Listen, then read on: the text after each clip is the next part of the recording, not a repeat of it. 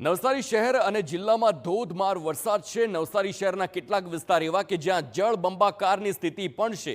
જિલ્લામાં ધોધમાર વરસાદને પગલે 64 રસ્તાઓ બંધ।